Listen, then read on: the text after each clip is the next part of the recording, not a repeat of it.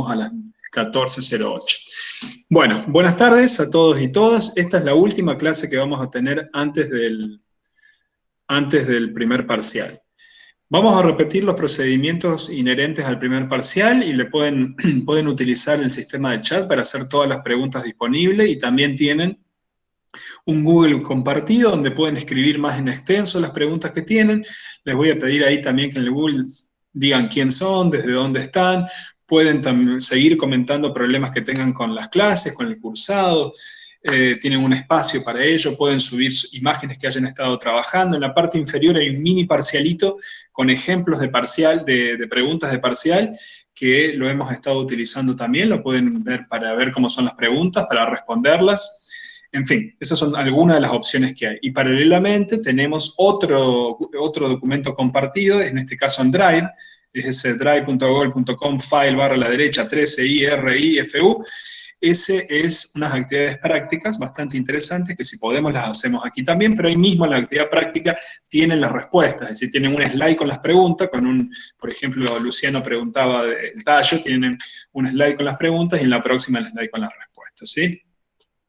Bien, temas administrativos del parcial. Recuerden, todas las preguntas que quieren hacer las hacen ya sea el chat, ya sea el documento compartido. Y entonces, si yo fuera alumno, yo soy Pautasi, me tengo que fijar primero qué comisión soy. Una vez que sé la comisión, hay una tabla, hay un gran anuncio en la portada del aula virtual donde dice a qué horario rindo. El día dice viernes 5, creo que es, ¿no? Sí, el viernes 5, y me da un horario a las 13. Yo a las 13, no antes, no van a poder entrar, ¿sí? Y no después de las 14, es decir, tienen toda esa hora para entrar, pero van a tener solo 50 minutos, es decir, que pueden demorarse 10 minutos si quieren. Si entran a las 11:02, van a poder terminar a las 11:58, a las 11:03, 11:50, y así sucesivamente, perdón, a las 11:10, y si entran a las 11:10, terminan a las 12, si tienen el horario de las 12, ¿no? Si tienen el horario de las 13 y entran a las 13:10, terminan a las 14. Pero no pueden hacerlo posteriormente al horario máximo que tienen para cada turno. De 9 a 10, de 10 a 11, no me acuerdo bien cuáles son los horarios, y los voy a mirar para no equivocarme y decir cosas que no son. Aquí está, de 11 a 12, de 12 a 13 y de 13 a 14 de la mañana, 17 a 18, 18 a 19 y 19 a 20. ¿Sí? ¿Está claro todo esto que acabo de decir? Entonces tienen esos 10 minutos de tolerancia.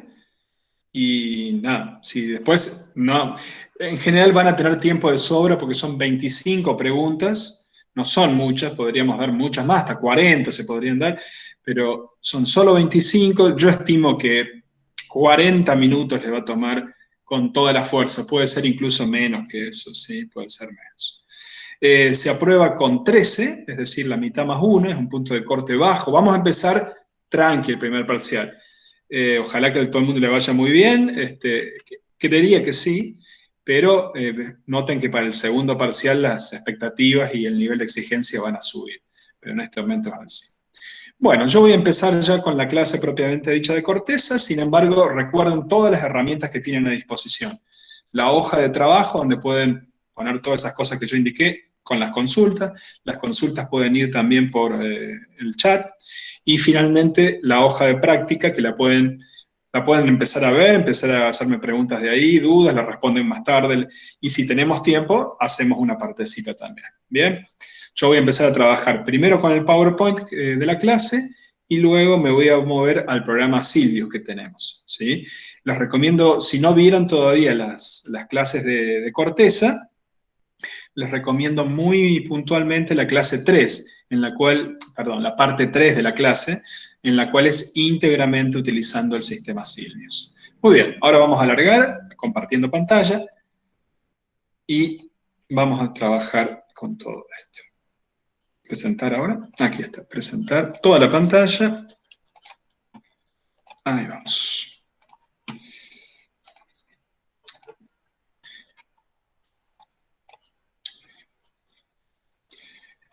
Muy bien, la clase puntualmente empieza tratando de mostrar de dónde surge, de dónde viene la corteza cerebral. Esto es, cuál es el desarrollo ontogenético que lleva al surgimiento de la corteza cerebral propiamente dicha. Y por lo tanto va atravesando todo el proceso de unión de huevo-cigoto, es decir, de espermatozoide y óvulo, que pasa por varias etapas. Recuerden que al principio son solo 2 células, después son 4, 16, 64 y así sucesivamente, hasta que finalmente se configura esto que están viendo ahí, que es esa especie de mórula. La mórula es un momento en el cual el borde externo de este huevo cigoto tiene las células nuevas que están surgiendo y el borde interno está totalmente hueco. Hasta este momento, este huevo o mórula tiene cada célula es exactamente igual a la otra célula. Sin embargo, llega un momento determinado, este es el momento exacto de la blástula que se le llama a este fenómeno, y llega un momento en que se empiezan a diferenciar las células y generan 3 partes, una externa, una media y una interna, ecto, meso y endodermo. Y aquí en esta imagen de un huevo de sapo, claramente van a ver delimitadas las 3. El ectodermo es el que finalmente va a dar lugar al sistema nervioso central y esto, el sistema nervioso central se configura a partir de una especie de tubo, una estructura cilíndrica, la cual a su vez se genera debido a la invaginación del ectodermo, es decir, de este pedacito que se manda para ahí adentro. Esto que acabo de mencionar lo pueden ver de una manera un poquitito más artística en esta imagen que muestro. Chicos, Meli, Valen, Pía, Luciana, ¿se escucha bien? ¿Hay alguna pregunta, alguna duda? Sí, Se escucha Ricardo, bien, se escucha bien. Uy, perdón, Pina. No ya pasa arrancamos. nada. No hay Bueno, dudas eso en está. no hay dudas en el chat ni en la hoja de trabajo. Y perdón por pisar.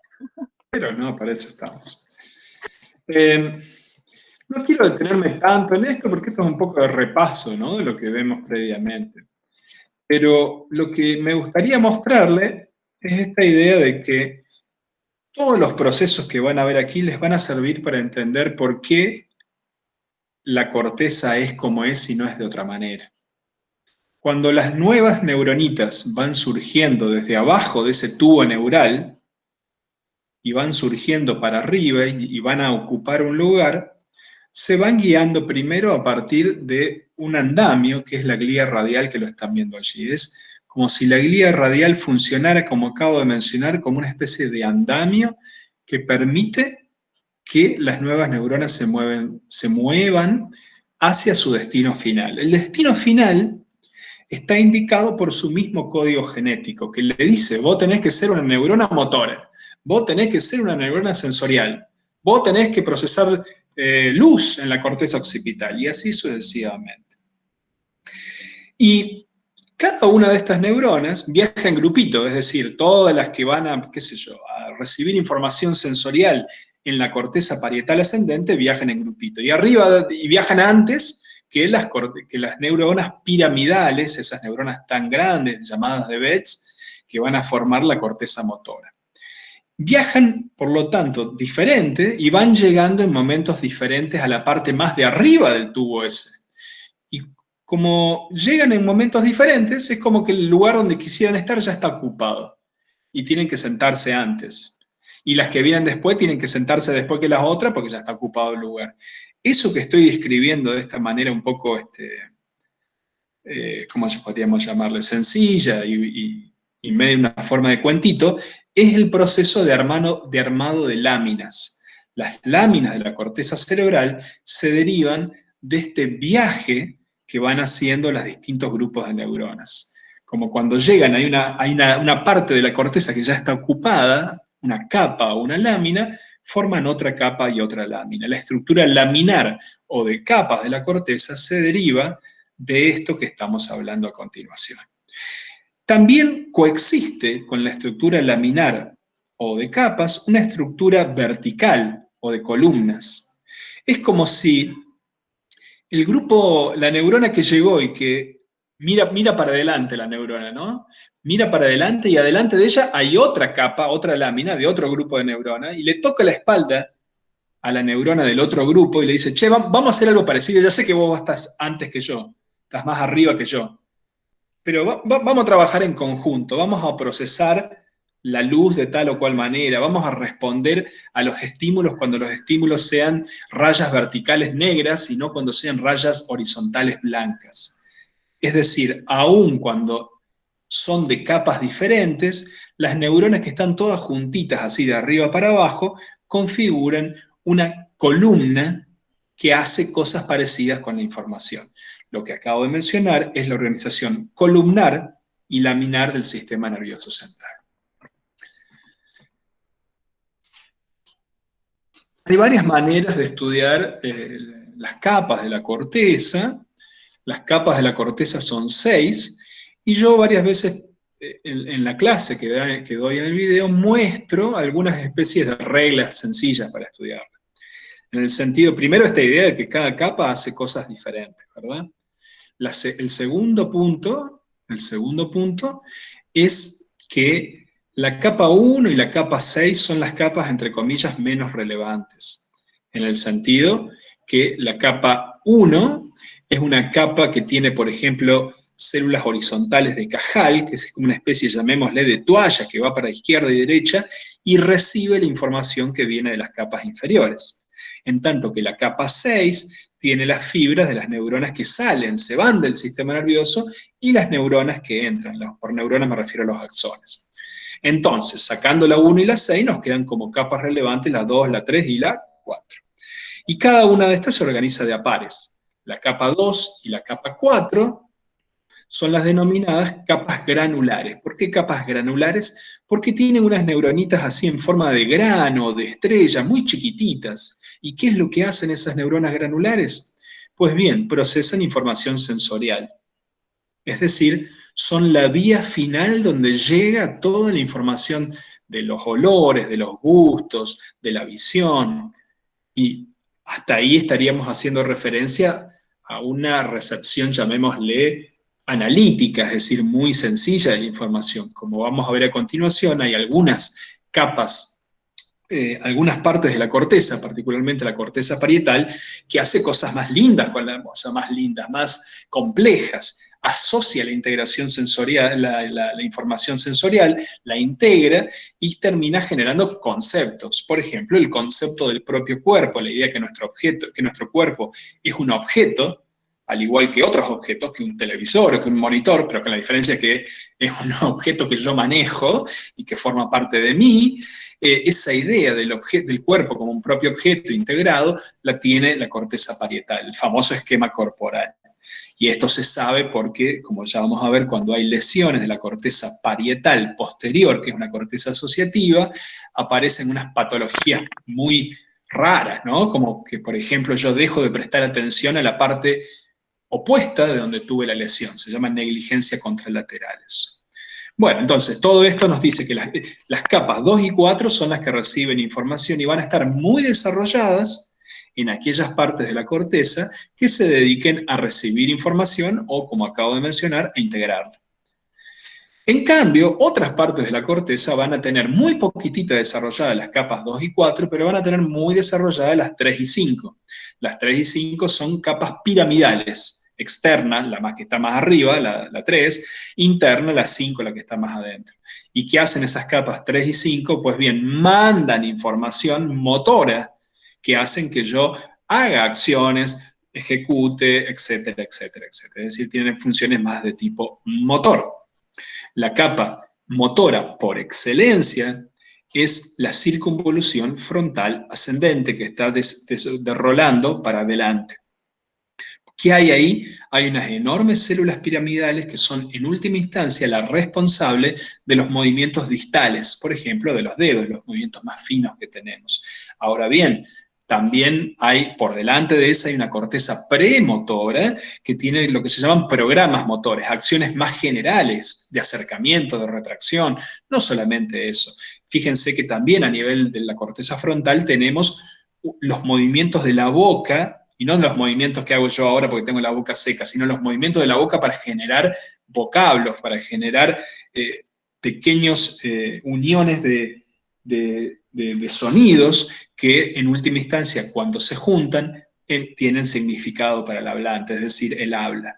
La corteza de Broca, que está en la parte inferior, emite las unidades que cuando se juntan terminan generando las unidades con significado, ¿no? Creo que se llaman fonemas, es el término técnico de eso. No sé si hay alguien ahí que conoce si estoy diciendo lo correcto, pero bueno, en términos generales está claro. Equipo de trabajo, ¿cómo estamos con el resto de los materiales?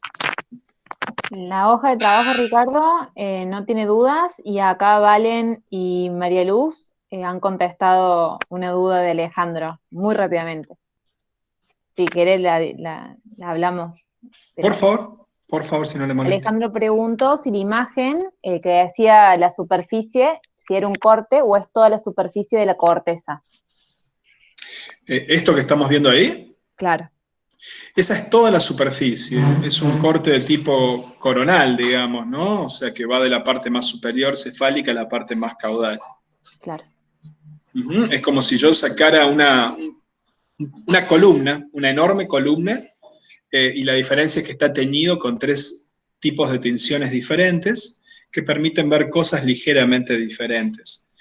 Hoy en el práctico van a ver un poquitito de ese tipo de cosas, ¿sí? Vamos a usar la... También podría Sí. ser un corte sagital, ¿no? ¿Cómo? El compañero sugería que quizá era un corte sagital, digo que también podría haber sido un corte sagital. Sí, un corte parasagital, ¿no? El corte Claro, sagital, propiamente dicho, va a dividir los 2 del hemisferios, medio. ¿no? Claro, está bien, un corte parasagital. Cada uno de ellos, el coronal o el sagital, veríamos columnas, nomás que en un caso la columna la veríamos como de adelante, llamémosle, y en el otro caso la veríamos como de costado, pero veríamos, sí, los 2 pedacitos de un pequeño cubo, de un cubito, y ese cubito es la corteza cerebral y la columna particular. Bien. ¿Alguna otra pregunta ahí de ese estilo? Por ahora no. Perfecto. Bien, regresemos a este concepto que vimos antes. Ese mismo cubo, ya sea visto en forma coronal, como dijo el compañero, sagital o coronal, como decía yo, lo podemos ver aquí en este sector donde estoy mostrando. Y fíjense que la disposición de las 6 columnas que estoy mostrando es diferente en cada uno de esto, contra esto, contra esto, contra esto. En este caso, por ejemplo, la capa 4, la disposición de las capas, no de las columnas. La capa 4 es muy grande aquí, y aquí es casi inexistente. Viceversa, aquí las capas 3 y 5 son enormes, particularmente la 3, en cambio acá la 5 es muy chiquitita y la 3 es bastante más chica, mucho más chica que acá. Lo que estoy mostrando es este concepto que dije antes. En la corteza, en el lóbulo frontal, si saco un cubito de corteza, una columna de corteza, la capa 3 va a ser muy grande. ¿Por qué? Porque el lóbulo frontal se ocupa de todas estas actividades motoras. En cambio, en la corteza parietal, la 4 va a ser más grande y en cambio la 3 va a ser más chiquitita. Lamentablemente no tenemos una justa ahí, ¿ves? No tenemos una que esté justo ahí atrás, y ahí sería una versión exacerbada de esto. Una versión de la 4 es muy, muy grande y la 3 es casi inexistente. Lo que acabamos de mostrar son 2 ejemplos de cortezas heterotípicas. La corteza heterotípica del lóbulo frontal es una corteza agranular, porque solamente tiene 3 capas bien desarrolladas, o mejor dicho, no tiene todas las 6 capas bien desarrolladas. Es una corteza homo, significa lo mismo. Por lo tanto, significa que todas las capas tienen el mismo nivel de desarrollo. Cuando una corteza es heterotípica, eso significa que el nivel de desarrollo es diferencial. Y si es una heterotípica agranular, significa que las capas granulares están muy poco desarrolladas. Por lo tanto, una corteza heterotípica agranular es característico del lóbulo frontal. Una corteza heterotípica granular, si le sacaría la A, sería característica de la corteza del lóbulo parietal. Bueno, esto luego lo vamos a ver en detalle, porque me parece muy importante. Yo siempre digo que hay que integrar la información, no darla solamente en el vacío. Todo lo que acabamos de hablar es la corteza cerebral. Hasta ahora no nos metimos todavía en los lóbulos y qué hacen, pero recordemos que no está en el vacío. O sea, ese cerebro que está ahí está ahí para permitir que tengamos toda la amplia gama de conductas, de sentimientos, de emociones, que reaccionemos al mundo, que trabajemos, que nos enamoremos, que tengamos bronca, rabia. Es decir, todo eso está en la medida en que haya vías sensitivas y motoras que nos conecten con el mundo. Por lo tanto, es muy importante que recuerden y que sepan las principales vías que conectan cerebro y periferia. Tenemos la principal vía motora descendente, es aquella, la córtico-espinal, que nace ahí en esa corteza frontal que está por delante de Rolando o del surco central, es decir, la circunvolución frontal ascendente, que baja, baja, baja, la misma neurona baja, es enorme, ¿sí? Baja, baja, baja el axón, decusa a nivel de la decusación de las pirámides en el tronco, y por el otro lado baja por la médula, se mete en la médula, se conecta con una interneurona, que es la neurona 2, o neurona del segundo orden, que es muy, muy chiquitita, y de ahí sale la motoneurona. La motoneurona es la que finalmente sale por el nervio raquídeo, por su parte ventral o anterior, y se mete en el músculo y nos permite mover el brazo. Todo esto lo vamos a volver a ver luego una vez que empecemos a utilizar el cierre. Ricardo. Sí. Una consulta. Acá Facundo pregunta, ¿en qué zonas podemos encontrar corteza homotípica? Las cortezas de tipo homotípica, en la cual tenemos casi la misma cantidad, son un poquitito más características de las zonas asociativas, ¿sí? Fíjate que como yo no pude encontrarte acá justo lo de la parietal ascendente, que es una heterotípica granular, como mejor ejemplo que pude, te mostré una parte de corteza más auditiva que está ahí, que fíjate que es un poquito más homotípica, ¿sí? Por lo tanto, las cortezas asociativas tienen una característica más homotípica, ¿sí? Esa sería, me parece, la respuesta más principal. Sospecho que si vemos lo mismo a nivel de acá, de la zona 11 de Brodmann, también, ¿qué pasó? Sale Cordobel también ahí. También veríamos cierto nivel de homotipicidad, ¿sí? Bueno, esperen que quiero compartir, darle posibilidad de entrada a alguna gente que quiere entrar y que no lo puede hacer por el momento, ¿sí? Aquí estamos. Vamos a volver a compartir nuestro PowerPoint. Buena pregunta la de Facundo, ¿sí? Bueno, vamos luego a ver todo lo que son las cisuras y los surcos. Me gustaría verlo puntualmente en Silvius y también en algunos de los ejercicios, ¿sí? Así que si no tengo mucho más aquí, vamos a movernos a Silvius.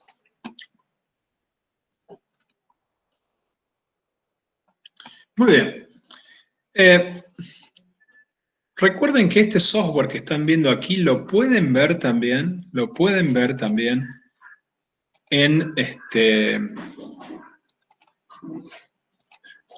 bajar gratuitamente. Durante todo este 2020, la Cambridge Editores, que son los que generan esto, lo están entregando gratis para que estudiantes como ustedes lo puedan utilizar. Hay que hacer bastantes registros y cosas, pero es todo gratuito, con un email lo pueden hacer. Así que si ustedes ponen Silvius 4 online, free, coronavirus, van a tener la oferta gratuita de eso, ¿sí?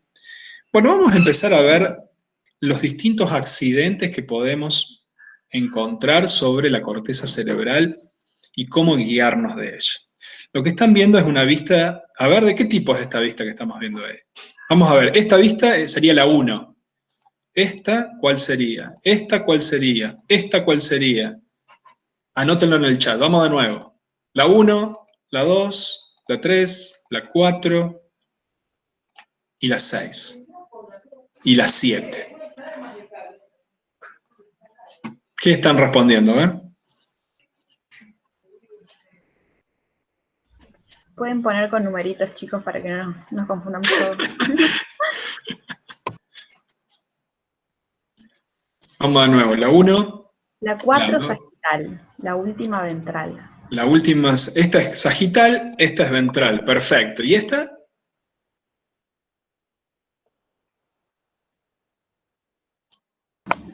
Anterolateral, la 7. ¿Y esta que estamos viendo ahora es de adelante o de atrás? ¿Qué estoy viendo ahí? Frontal, caudal, Bien. caudal, frontal, atrás. No sé, un segundito. Sí, no hay problema. Disculpen. Esa es Está frontal. pegado. ¿Cómo nos damos cuenta que es frontal? Bueno, primero de todo, este es el mismo cerebro que estamos viendo, ¿no? ¿Qué tiene en la parte de atrás que nos permite darnos cuenta claramente que es la parte más posterior? El cerebelo. Lo ven ahí claramente al cerebelo, digamos. Por lo tanto, ahí también lo vemos al cerebelo, ¿verdad? ¿Ahí lo vemos al cerebelo? No. Entonces, si no vemos al cerebelo, lo más probable es que sea una vista frontal.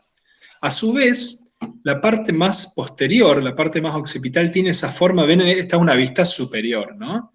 Y lo que estamos viendo es una típica cuña ahí, ¿sí? Una típica cuña, esa cuña nos va a dar cuenta que estamos viendo la parte posterior del cerebro. Otro elemento es que cuando vemos una vista delantera, el lóbulo temporal tiene esa forma como de, yo le digo de orejita, una aletita. Ahí la ven, la aletita, ¿ven? Ahí. Si la vemos de costado, ahí ven, esa aletita que están viendo ahí es la misma aletita que podemos ver, bueno, ahí no, ¿dónde está? Acá, ¿sí? Todas esas son formas de darnos cuenta de qué es lo que estamos viendo en general. Pero, si no, de nuevo, la cuña, es decir, los dos triángulos bien separados con la cisura longitudinal bien abierta, eso es característico de la parte posterior. Adelante la tenemos bien cerradita. Bueno, volvamos aquí y vamos viendo el resto de la... ¿Cómo hacemos para darnos cuenta? La 1 lateral. Esta es una vista que se le llama, fíjense el nombre que les ponen, isomérica. Es una vista efectivamente lateral, pero medio como de un avión que va más por arriba, digamos. Es a mitad camino entre una lateral... Anterolateral, la 1. ¿Anterolateral? Puede ser, porque está una parte anterior, lateral y arriba, digamos, ¿sí? No es una definición anatómica, es una definición, no sé, de ingeniero, llamémosle. Sí, tal cual. Vamos a ir viendo ahora las diferentes cisuras y accidentes. Recuerden, ¿qué es lo que son las cisuras o los surcos? Como esto en realidad es una alfombra que puede ponerse sobre el piso, totalmente, cuando se comprime y se mete adentro del cerebro, lo que pasa es que se van formando montañas y valles.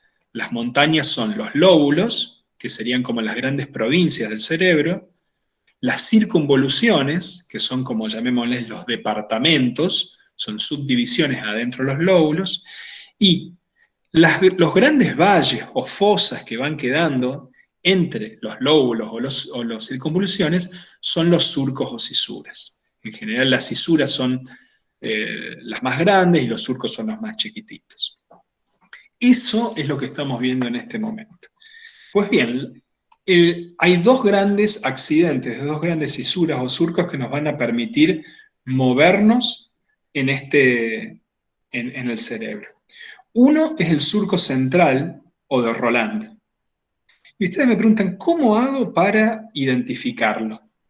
Pues bien, la manera más sencilla de identificar el surco central o de Rolando es la siguiente. Es el único que va desde el medio de la fisura longitudinal, va y llega ininterrumpidamente hasta encontrarse con otra fisura muy, muy grandota que va en forma opuesta y perpendicular, que es la cisura lateral o de Silvia. Fíjense que acá hay otro que es igualito a Rolando, por delante, también empieza al medio, va, pero se corta y aparece después recién. Y por atrás hay otro también, ¿ven? El surco postcentral, que va, ahí se corta un poco, aparece de nuevo, se corta de nuevo. Entonces, el único accidente que va de arriba hasta abajo es la lateral, la central o la de Roland. Por delante de eso encontramos el surco precentral, que es muy importante. ¿Por qué? Porque delimita la circunvolución frontal ascendente. Las enormes células piramidales de Betz, tanto en la capa 3 como en la capa 5, que inician la vía córtico-espinal, están todas ahí. Y ahí está el famoso homúnculo motor, es decir, la representación motora del cuerpo. En cambio, aquí por detrás tenemos el surco postcentral. El surco postcentral es donde se figura el homúnculo sensitivo. El homúnculo sensitivo es también corteza heterotípica, pero a diferencia de esta corteza heterotípica, es una corteza granular. Esta es agranular, esta es granular porque tiene un montón de capas, 2 y 4, y recibe información. Aquí está el homúnculo sensitivo. Entonces, todo esto es parietal, todo esto es frontal. Y ahí encontramos la aletita que le digo yo del lóbulo temporal. El lóbulo temporal, a diferencia del frontal y del parietal, déjame que voy a otra vez a permitir entrar a gente que siempre nos pide entrar un poquito más tarde. Ahora sí. El lóbulo temporal, a diferencia, dijimos, el frontal casi toda actividad motora. Al principio es actividad motora más, entre comillas, bruta. Simple, no simplemente, muy importante, pero quiero decir, sin tanto componente cognitivo. La parte esta de corteza prefrontal, perdón, el lóbulo circunvolución frontal ascendente. Aquí hay como un triángulo que lo vamos a ver después, que es la corteza premotora. Y adelante tenemos funciones psicológicas muy importantes, planificación de la acción, regulación, nuestra capacidad para entender que nos equivocamos, nuestras habilidades metacognitivas, darnos cuenta que los otros tienen emociones, sentimientos, están aquí. Atrás, todo lo que es recepción de información sensorial y asociación sensorial, armado de conceptos, de entender que algo que es áspero, tiene pelitos y es redondo y es amarillo, es una pelota de tenis, por ejemplo. La integración de todas esas cosas, digamos, nos permite generar el concepto pelota de tenis y nuestro concepto de esquema corporal. Por debajo, aquí en el lóbulo temporal, tenemos otras funciones, como por ejemplo, la función de nuestra capacidad para adquirir nuevos recuerdos. La capacidad de memoria está muy profunda en el lóbulo temporal, en lo que se conoce como hipocampo. También tenemos algunas habilidades, algunas neuronas que cumplen funciones sensoriales, pero muy específicas. Por ejemplo, hay algunas neuronas que responden específicamente frente a las caras. Entonces, hasta ahora dijimos frontal, parietal, temporal. Y nos queda uno muy importante, que es, si abriríamos la aletita esta que yo digo yo, que es el temporal, y veríamos profundamente, también tendríamos que levantar un poco como el labio de la parte superior del lóbulo frontal, encontraríamos otra pequeña parte de corteza como metida, arropada ahí adentro. Ese es el lóbulo de la ínsula.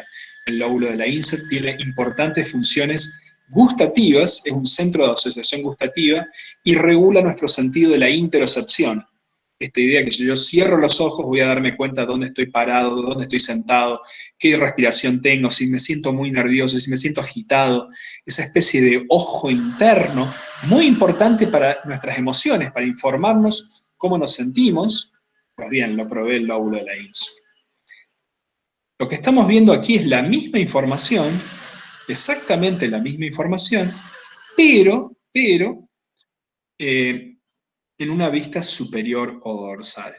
Fíjense que tenemos la cisura longitudinal aquí, que separa los dos hemisferios, y rápidamente debería poder ser capaz de encontrar el surco central o de Rolando, porque como dije antes, es el único que va desde el medio hasta abajo.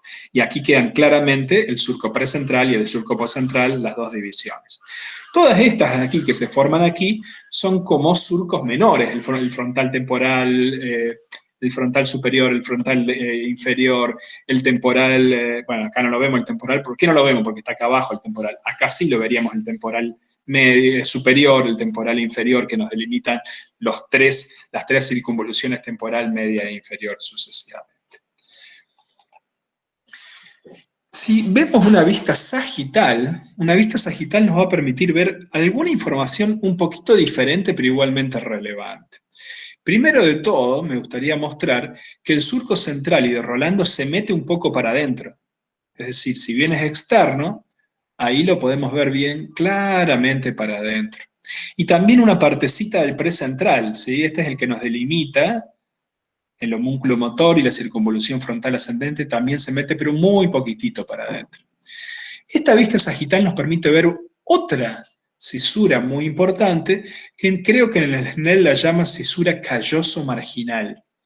¿Por qué se llama calloso marginal? Porque nos permite delimitar la circunvolución del cuerpo calloso o cíngulo, que es esta, que es muy relevante ya no para recibir o mandar información. Esta cisura, perdón, esta circunvolución que vemos ahí, o lóbulo también se le puede llamar porque es muy grande, del cíngulo, forma parte del sistema límbico, procesa emociones, está encargada de hábitos, de cosas repetitivas que aprendimos una vez y ya no necesitamos aprenderlas más, pero a veces empiezan a actuar solas, se desmadran, digamos. Muchos síntomas depresivos, de ansiedad o relacionados con obsesiones, con compulsiones, tienen que ver con alteraciones en esta parte, digamos. También hay algunas acciones del cíngulo, por su relación con el septum pellucidum, que regula todo lo que tiene que ver con aspectos de placer. Esperen que me voy a ir a otro lado, que capaz... ¿Escucha mucho el ruido o no? Hay un ruido de fondo, un taladro. Se ¿Sí? escucha, pero poco. Bien, ¿les parece que siga? ¿No hay problema? Casi nada. Sí, sí, Bueno, si a alguien le molesta mucho, me dicen y yo me muevo para otro lado. Entonces, eso sería toda la circunvolución del cíngulo. ¿Y qué la separa de la corteza? Pues bien, la circunvolución calloso marginal. Y antes no veíamos muy bien la cuña del lóbulo occipital, que recuerden que es todo procesamiento de visión.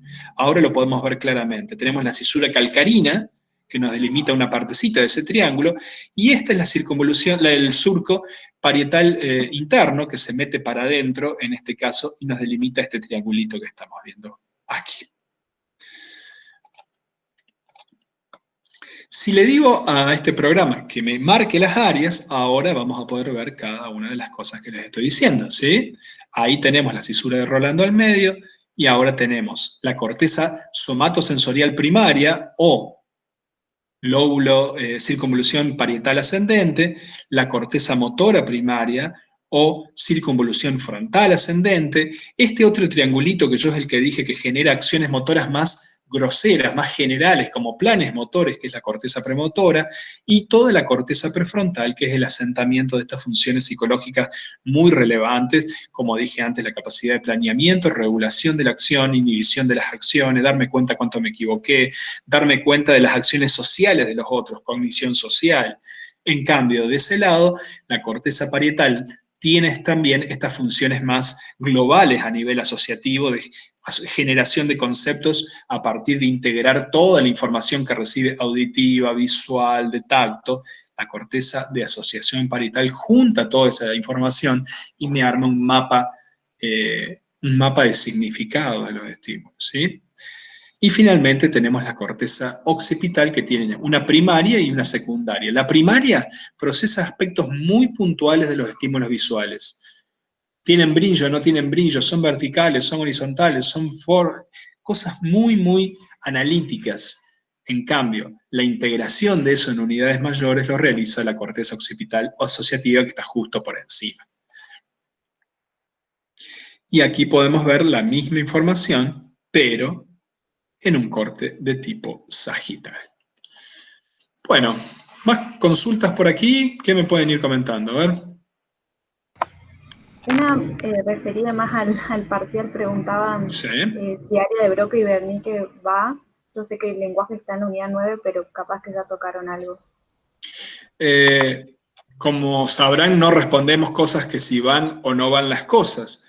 Sí le puedo decir que es importante que sepa qué son el área de Broca, qué es el área de Wernicke y en qué parte está. Como dice la compañera, va a haber una unidad específica de lenguaje, pero aquí en esa partecita que estoy marcando, hay también un área motora, que se llama área de Broca, pero que en lugar de procesar, qué sé yo, de mover el brazo, lo que hace es mover los labios, y mover los labios de una manera específica, es decir, genera palabras. Pero como no tiene mucha idea de esta área de cómo moverlas, de cuáles son las palabras, el diccionario o el lexicón que nos permite entender la palabra hablada, el sonido, y a su vez comunicar eso con Broca, está aquí atrás y se llama área de Wernicke.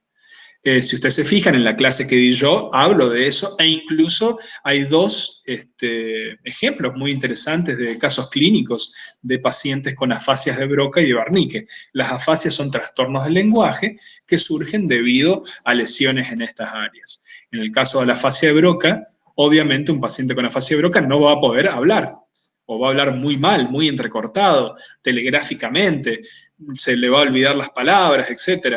En cambio, el paciente con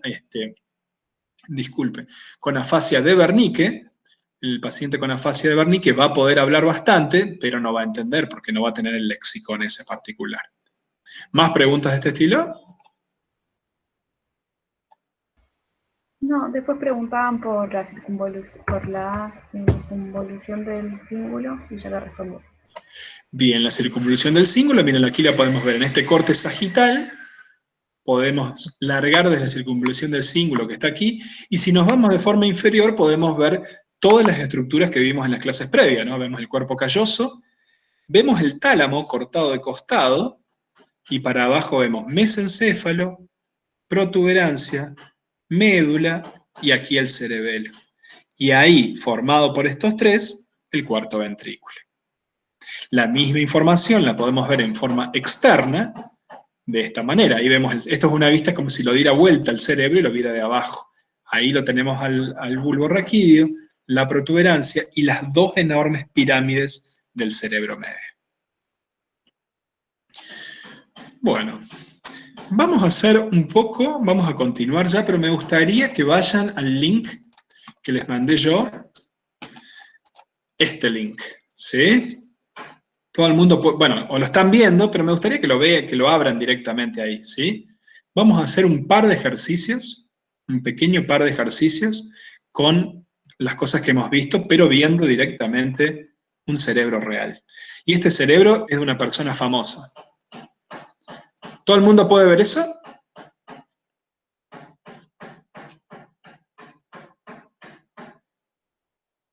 ¿Qué? ¿Todo el mundo lo puede ver? ¿Qué me dicen ahí? Sí, Ricardo. Sí, Puede ver sí. y ya.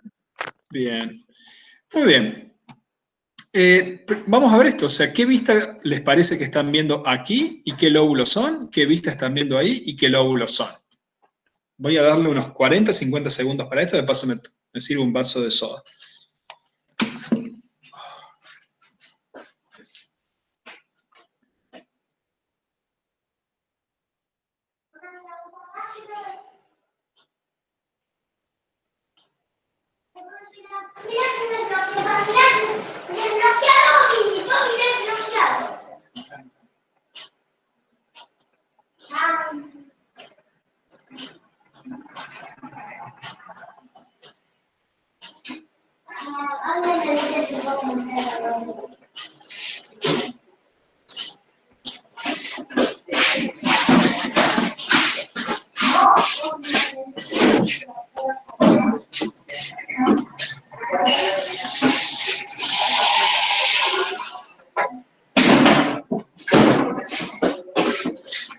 Bueno, voy a pasar a las vistas, aquí con las preguntas. Ustedes también lo pueden hacer, no necesitan que yo se los diga, tienen las respuestas a posteriori, y ya deberían tener la clave. Esperen que cierre la puerta, que me olvidé de cerrar la puerta.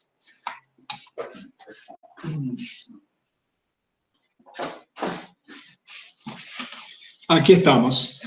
Ya deberían tener por qué la clave. Dijimos antes que lo que nos da, si es una vista anterior o posterior, es las aletitas que yo le llamo al temporal. ¿Sí? Recuerden el temporal, muy importante para procesos auditivos, esta capacidad para reconocer caras que tenemos los humanos. También toda la capacidad para almacenar nuevos recuerdos está ahí en el temporal. Y por lo tanto, si eso es temporal, pues bien, lo que está arriba debería ser frontal. No nos queda mucho más que eso. Y en este caso, se puede ver en la parte inferior claramente las estrías del cerebelo. Por lo tanto, eso, más el tema que está tan separado y que forma esos triángulos, nos da la idea, está tan separado un hemisferio del otro, digo, ¿no? Nos da la idea de que estamos viendo corteza occipital. Y si eso es occipital, pues bien, lo que está por delante, por abajo debería ser el temporal y por arriba el parietal. ¿Sí? Esto debería ser parietal. Vamos con la próxima que tenemos aquí.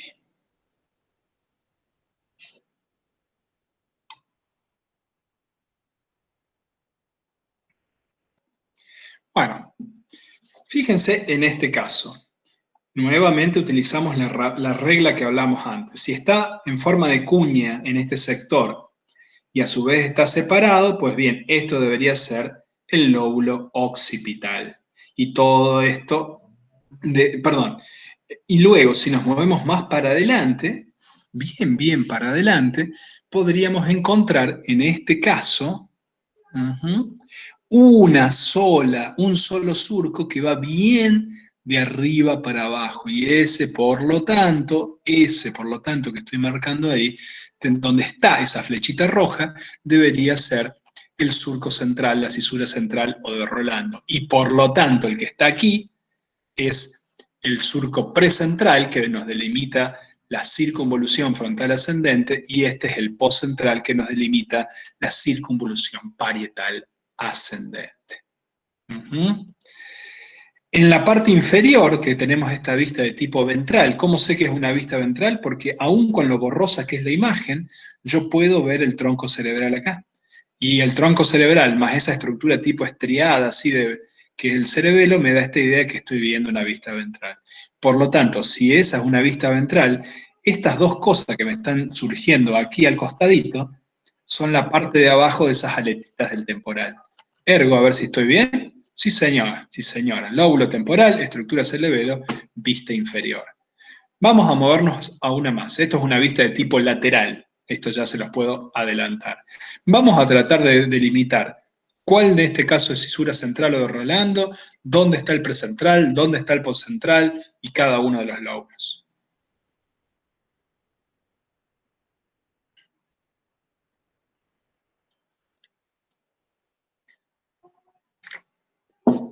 Me parece que es una vista bastante buena esta, porque noten ahora que no quedan dudas que esto que estamos viendo ahí, que sube bien de arriba, bien hasta abajo, tiene que ser la cisura central o de Rolando. Es la única que llega ahí y se junta con esta horizontal enorme que va acá, que es la cisura lateral o de Silvio. ¿Hay alguna más adelante ahí? ¿La vena esa que está ahí? Pero en realidad esa se corta mucho antes. Ese es el surco precentral que da lugar a toda esa enorme circunvolución frontal ascendente. Y esta también que vemos ahí es muy importante, pero ven que se corta ahí y aparece de nuevo ahí. Por lo tanto, este es el surco postcentral, perdón, y que da lugar a la circunvolución parietal ascendente. Y obviamente esto que está por debajo de Silvio, y acá vemos claramente, fíjense, el surco temporal que nos permite delimitar un lóbulo temporal, una circunvolución temporal superior y una media, está muy claramente marcado. Ahí abajo aparece el surco temporal inferior, por ejemplo. Esta es muy interesante, ¿por qué? Porque también es una vista lateral, pero en la cual se han sacado la famosa aletita del temporal. Y como han sacado la famosa aletita del temporal, nos también aparece algo abajo. Fíjense, es como que nos apareció otro lóbulo ahí abajo. Ese es el lóbulo de la ínsula. Solamente lo vemos cuando le sacamos, o podríamos también moverlo y ver qué hay sin romper. En este caso se lo sacó todo y se observa el lóbulo de la ínsula, que como les aclaré, tiene estas funciones de asociación gustativa y toda la capacidad de integrar la información interoceptiva que tenemos. ¿Estuve bien lo que les dije? Veamos. Surco central, perfecto. Surco lateral debería ser Exactamente ese. Fíjense lo profundo que es el surco lateral. En el Snell de marca que tiene 3 ramos, ¿verdad? Y fíjense ahí cómo se ve claramente los ramos esos que, el que sube, el que baja y el lateral. Bueno, nos movemos a esta vista sagital.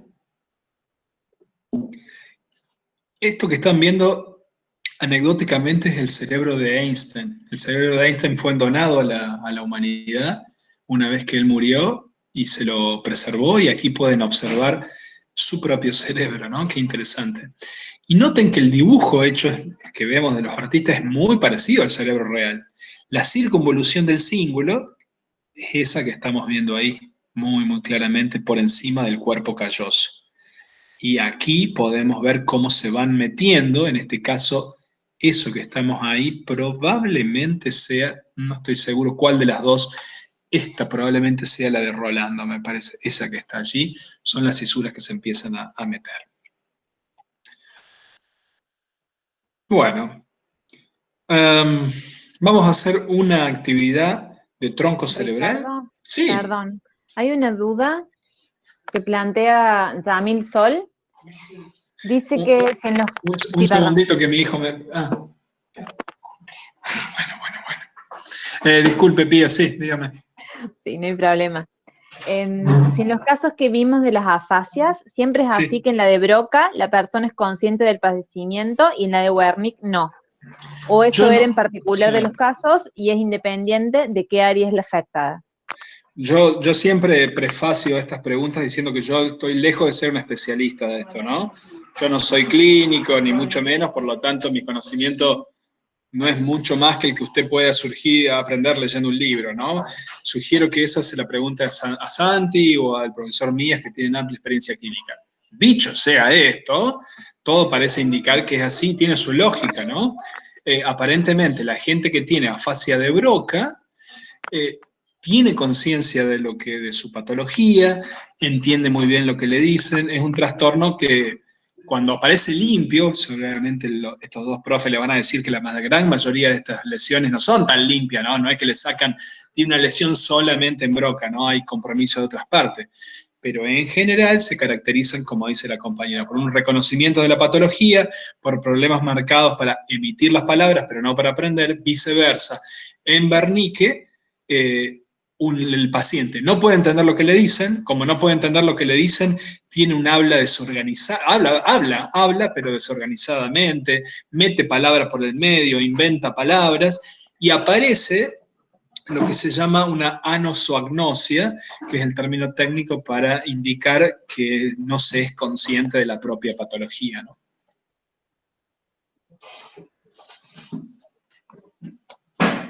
Bueno, mientras respondíamos, asumo que fueron contestando estas preguntas del tronco, y si no le doy unos segunditos más para responder. Vamos a bajar y ver las respuestas. Primero de todo, hay algunas cosas interesantes que no están aquí en las claves de respuesta, ¿no? Podemos ver las estructuras ovoides que están por encima de los pedúnculos cerebrales. Tengan pensada esta idea de que lo que están viendo son la conexión entre médula por un lado y todo lo que es corteza cerebral por el otro. ¿Cómo se realiza eso? A partir de unos troncos de cerebro que van atravesando y que finalmente se dividen en dos como si fuera una especie de ruta de autopista. Cada una de esas rutas y autopistas que se dividen en dos y van a cada uno de son los pedúnculos cerebrales que lo están viendo allí. Y como es tanta la información que va subiendo por bulbo, por protuberancia, pasan varias cosas. Primero se van formando esos bultos que van viendo particularmente a nivel del bulbo, por un lado. Y por el otro, la información no puede ir directo desde el bulbo, ni que hablar desde la médula hasta la corteza. Tiene que haber como estaciones intermedias que la vayan procesando, que la vayan digiriendo, diciendo, vos sos sonido, vos sos visión, vos sos tacto, o vos me estás mandando información motora. Todo, hay diferentes como vías de distribución de la información. Los tálamos que ven ahí por encima de los pedúnculos es el gran distribuidor de las informaciones sensoriales. Hay una partecita del tálamo, que es, por ejemplo, el núcleo geniculado, que es como una parte bien de atrás, cerca del pulvinar, que es particularmente la que se encarga de recibir información de tipo visual. Y de ahí dice, es visual y tiene un tracto, es decir, una fibra blanca que la manda al lóbulo occipital. Bueno, claramente aquí están todas las otros puntos, no se los voy a marcar uno por uno. Consideren que la pirámide que están viendo ahí, en realidad no se la ve desde afuera, lo que se ve es una especie de bulto que sale para afuera, no es lo mismo a la oliva. Son todos estos bultos que corresponden en realidad a la agrupación de axones que vienen desde abajo, desde el sector de los nervios que están subiendo o bajando, ¿no? En el caso de los nervios sensoriales que suben, o en el caso de la pirámide de la oliva, son nervios motores que están bajando particularmente. También les quiero hacer notar aquí en la derecha, a mi derecha, pedúnculo cerebeloso superior, medio, inferior, en realidad acá están cortados, ¿no? Eso que ven ahí es como el brazo, un bracito que sale de la protuberancia, en el caso del más grande, que es el medio, y que se mete en el cerebelo, que aquí se lo sacó. Y en realidad tenemos el medio, el superior y el inferior. El inferior sale del bulbo, el medio de la protuberancia y el superior del mesencéfalo propiamente dicho. Bueno. Vamos a volver a nuestro Silvius, pero antes de eso me gustaría, si hay más preguntas particularmente.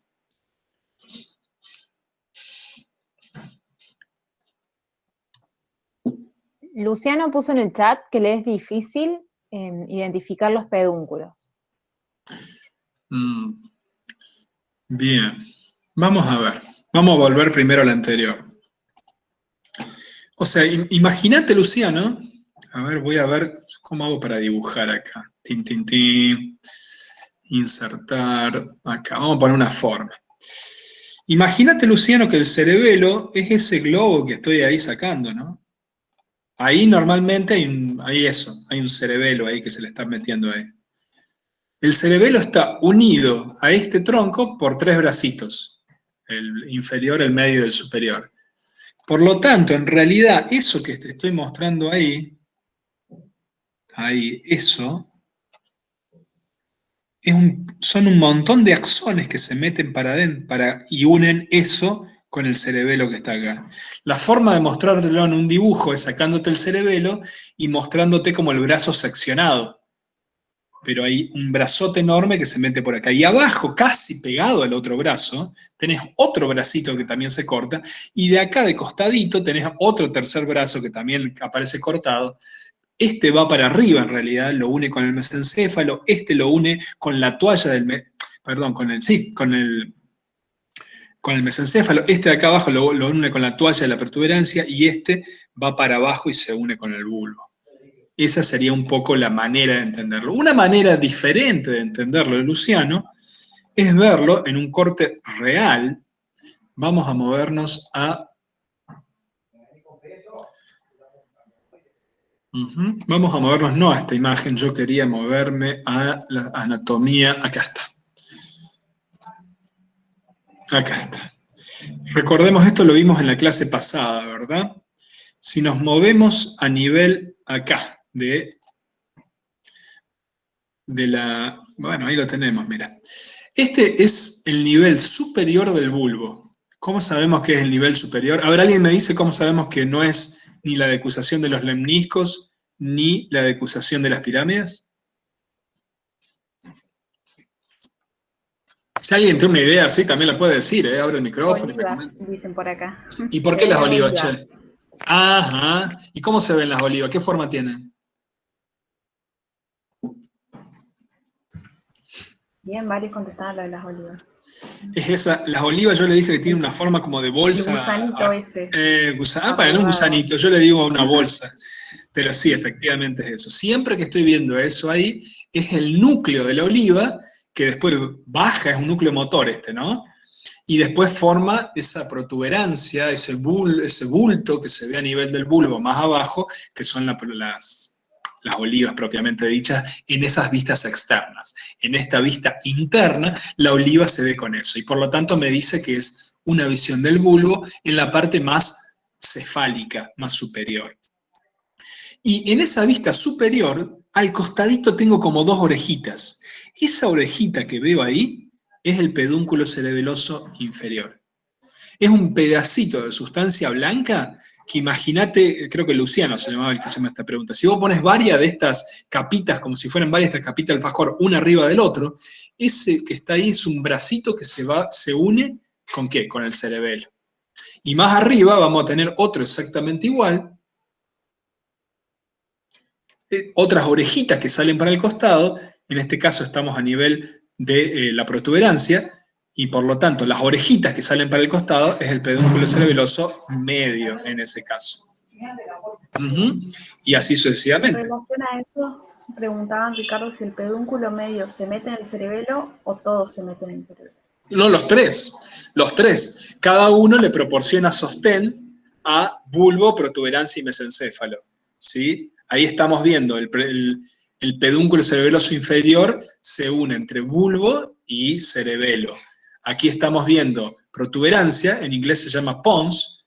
Protuberancia tiene un pedúnculo cerebeloso medio que une protuberancia con cerebelo. Y mesencéfalo propiamente dicho, ahí tenemos una vista un poquitito más inferior. Aquí, pues me he mezclado, perdón. Ahí. ¿Dónde lo tenemos el pedúnculo? Ahí debe estar el pedúnculo. Vamos a buscar una parte más inferior. Ahí. Ahí está, ese es el pedúnculo cerebral. Claro, ese es el pedúnculo cerebral. Pedúnculo cerebeloso, ahí está. Pedúnculo cerebeloso medio. Bueno, no lo encuentro puntualmente aquí, pero... Acá una compañía, Serena, dice que pegó una imagen en el Drive en que se ven bien los pedúnculos. Pero que debería quedar claro que son tres, y cada uno une el de abajo con bulbo, el del medio con protuberancia, el de arriba con mesencéfalo, y son estos haces de sustancia blanca como bracitos que unen con cerebelo. Cuando lo veo en una vista externa, como las que veíamos antes, la única manera de verlo de una manera clara es cortando el cerebelo y mostrándonos como la sección, como el bracito seccionado. Bueno. ¿Qué otro comentario o consulta hay?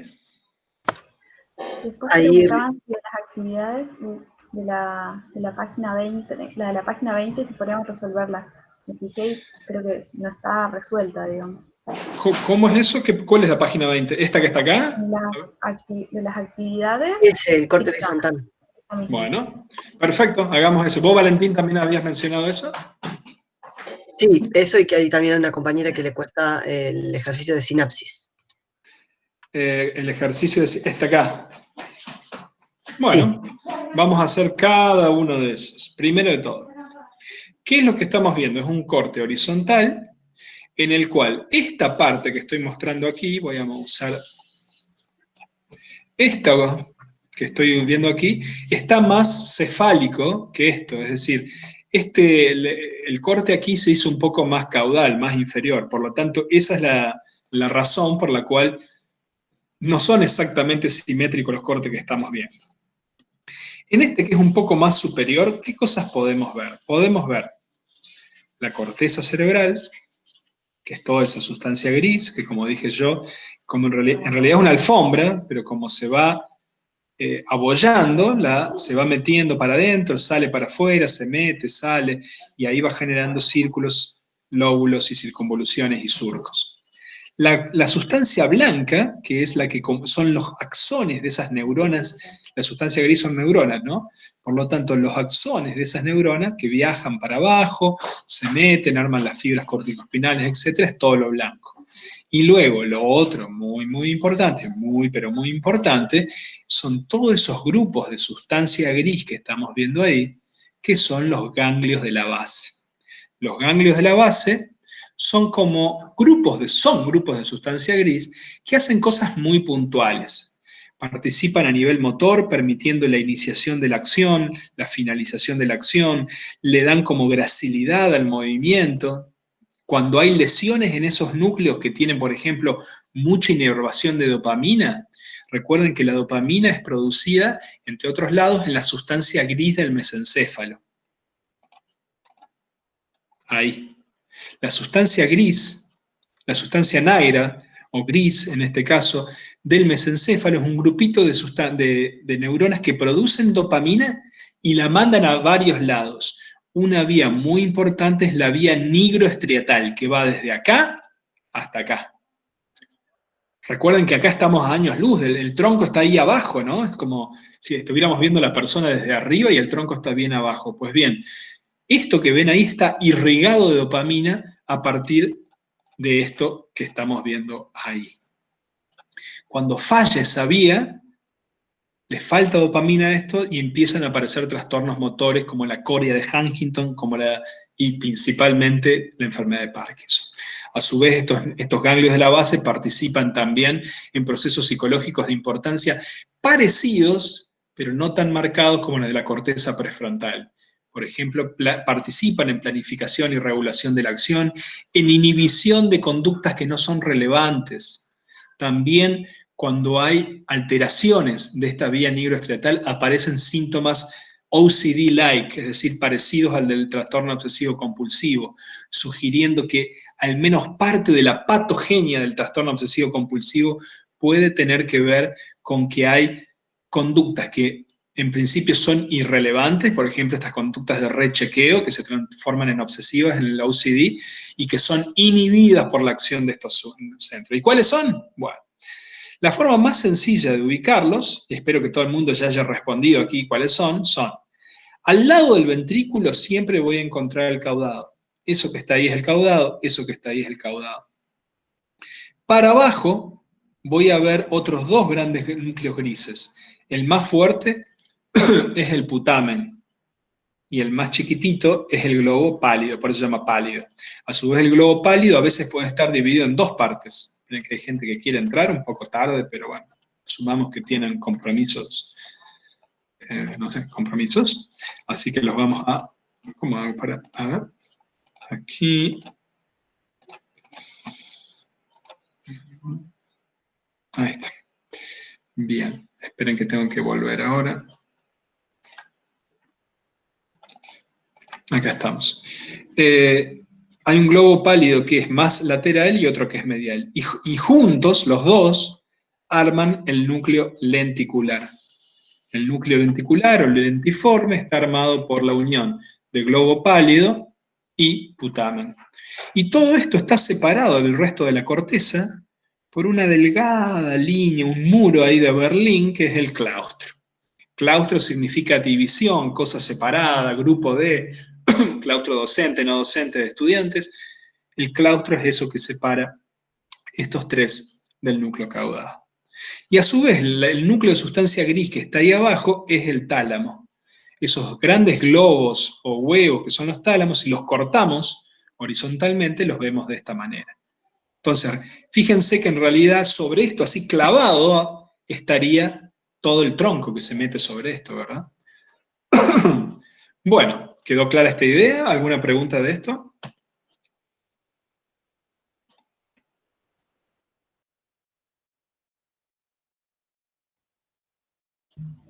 Pareciera que no, ahí fueron nombrando las estructuras también. Bien, muy bien. Dicen el fornix, se ve ahí. ¿Se ve el fornix? A ver si se ve el fornix. Aquí no lo ponen, yo no me animaría, podría ser eso el fornix que está ahí, yo no me animaría a nombrarlo. Pero bueno, capaz soy yo nada más. Vamos a la otra consulta que era la de neurotransmisión. ¿Qué es puntualmente lo que le costaba a la compañera que hizo la pregunta? ¿Qué cosa particular le costaba?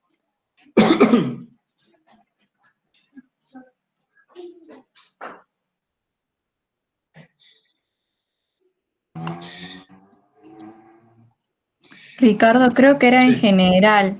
En general. Claro, Un te pedía ejemplo una de la explicación. sinapsis.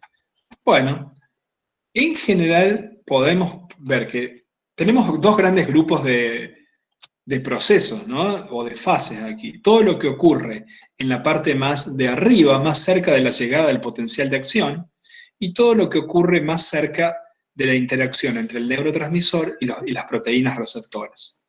Apenas llega el potencial de acción, activa unos canales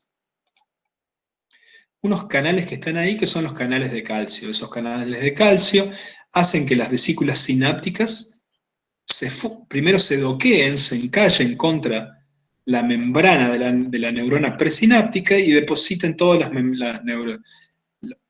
las proteínas del neurotransmisor en el espacio sináptico. Y ese neurotransmisor, cuando está en el espacio sináptico, tiene varios destinos posibles.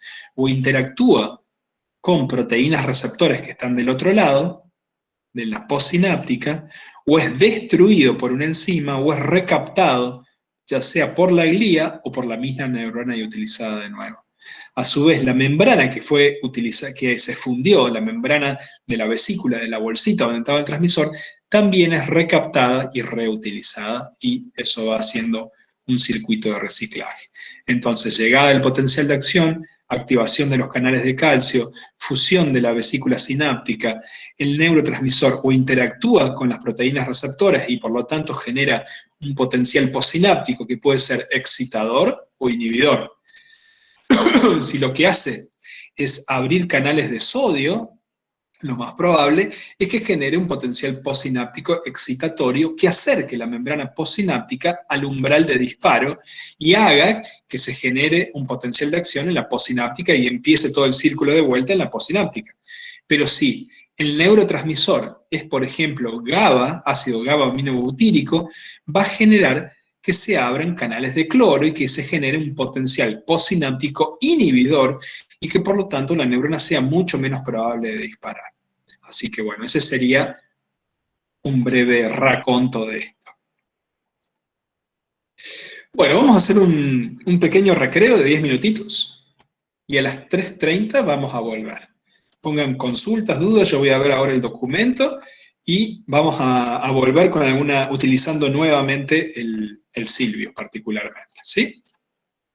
Una de las cosas, antes de que se vaya, una de las cosas que quiero ver con ustedes es nuevamente todas las vías descendentes y ascendentes, no todas, al menos las dos más importantes. Bueno, en 10 minutos volvemos, ¿sí?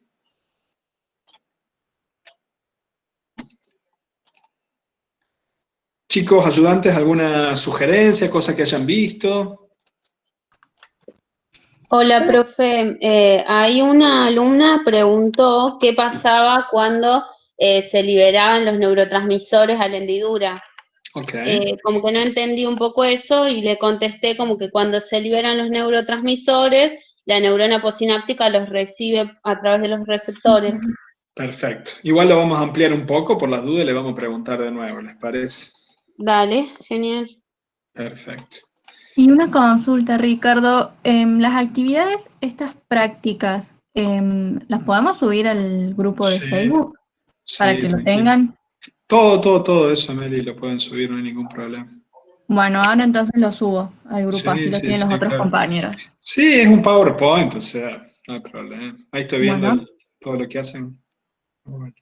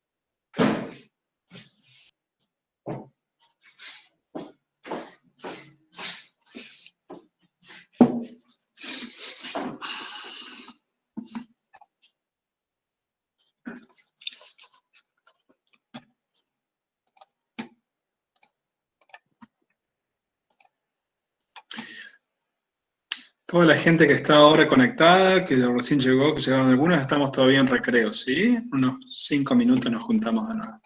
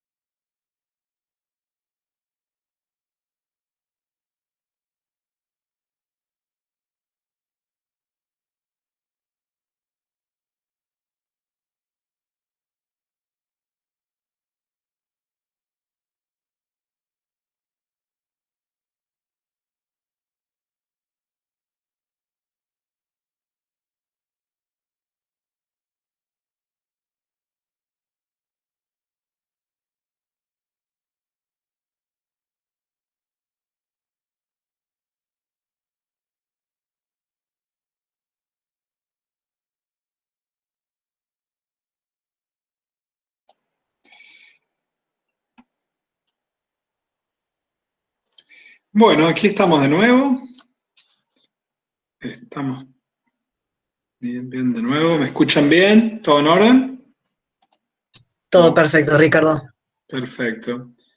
Bueno, vamos a ir viendo algunos elementos aquí. Primero voy a compartir de nuevo toda la pantalla. Excelente. Quiero mostrarle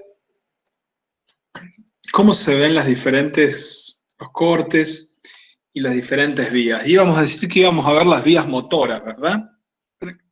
Cayó acá está. Se me había caído el almohadón de la silla. Bien. Si yo le pido aquí a Silvio que me muestre las vías motoras, primero me había olvidado, lo quería mostrar. Todos aquellos que no entraron todavía a la hoja de trabajo, les sugiero que entren y hay muy buenos dibujos. Todos los dibujos que pusieron son muy buenos, pero hay algunos que yo creo que los autores podrían coincidir en prestárselo a la gente que quiera bajar estas imágenes. Esta imagen de rol funcional de la corteza me encantó, no sé quién la dibujó, están todas las partes de la corteza, muy, muy bueno, la verdad que me gustó mucho. Este también está muy lindo, pero son más bien parecidos a los del libro. Fíjense qué interesante, estos son también parecidos a los del libro, pero está muy bueno para hacerlo de cero. Todos los cortes del tronco cerebral, muy bueno, aquí sigue, así que les sugiero a todo el mundo que bajen lo que dejaron sus compañeros. Había un par más antes, alguien los habrá sacado capaz, pero me pareció muy bueno, así que los invito a que vayan a buscarlo. Volvamos a esto. Si yo le pido a Silvius que me dibuje la corteza, todas las áreas que participan en control motor, me va a ir marcando en los diferentes cortes, ¿no? Primero de todo, recuerden lo que yo había dicho antes, en el sentido que las cortezas primarias motoras se metían para adentro, para el lado de la vista lateral, de la vista interna lateral. Esto que están viendo ahí es el área motora primaria, donde está el homúnculo motor, y esta es la premotora, que se meten un poquitito para adentro. Si yo a esto lo veo desde afuera, digamos, o con otro tipo de corte, y le digo nuevamente que mejor dicho, sería ahí, y ahí le digo que me marque las áreas corticales, son esas dos que están ahí. Las dos partecitas que se metían antes, y ahí las vamos a ver de nuevo, son esas que están afuera.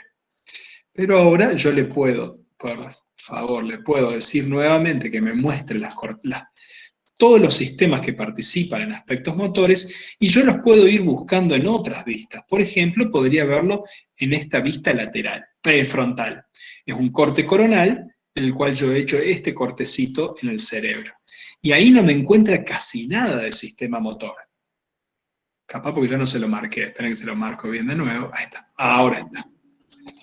Sin embargo, si yo me muevo un poco más para adentro, ahí sí ya voy a ver nuevamente el córtex premotor. No lo veíamos antes porque era tan para adelante que era todo corteza prefrontal, que yo indiqué que participa de los sistemas de planificación, de regulación de la acción, de inhibición, pero no de aspectos motores propiamente dichos. Los aspectos motores propiamente dichos, quiero que miren ahí, ¿no? Ese es el lugar donde se está haciendo esta rodaja de corte coronal. ¿Cuándo aparece aspecto de corteza motora? Cuando me muevo más para atrás, más para atrás. Ahí aparece todo el córtex premotor y el córtex motor primario. Pero miren qué interesante, no solamente aparecen esas cortezas motoras, también aparecen los ganglios de la base, que yo les había dicho antes que participaban en toda esta función, que se dañaban particularmente en mal de Parkinson, por ejemplo, y también tenían en estos componentes motores de las funciones psicológicas, que se ven, por ejemplo, en patologías como el trastorno obsesivo-compulsivo, con acciones repetidas que la gente no puede parar de hacer. Nuevamente ahí aparecen los ganglios basales. Hay varios cortes donde lo podemos ver mejor. Este es uno de los típicos cortes en los cuales los podemos... Ese que está ahí son el corte coronal justo más medial. Estos dos son los que más me gustan. Fíjense que siempre al lado del ventrículo vemos el caudado. Y ahí tenemos los dos globos pálidos. El putamen y el globo pálido que configuran el lenticular. Lo mismo lo podemos ver en ese sector. Si en lugar de hacer eso, hiciéramos un corte de tipo horizontal, miren este que estamos viendo ahí es casi como arrancándole la parte de arriba del cerebro. Y nuevamente vemos ahí el córtex, la corteza motora primaria y la premotora. Si nos movemos un poco más para abajo, ya casi que la corteza motora es solo el bordecito que va para afuera, ya casi que no nos quedó nada, pero sí aparecen al lado de los ventrículos los ganglios de la base. Y cuando nos vamos a los cortes ya más abajo, aparecen todos los ganglios de la base, bien grandes en la zona medial. Todo esto que les estoy mostrando es para cuando veamos estas vías más esquematizadas a partir de estos cortes, entendamos que lo que estamos viendo es cómo viaja la información motora y sensorial a lo largo de todas esas estructuras. Vamos a analizar primero la vía sensorial más, que a mí más me gusta particularmente, que es esta vía del lemnisco, la vía de la columna medial, que trae toda la información que viene de los tractos grácil y cuñado. Pero antes me gustaría darme una vuelta para ver qué información tenemos del chat y de las hojas de trabajo.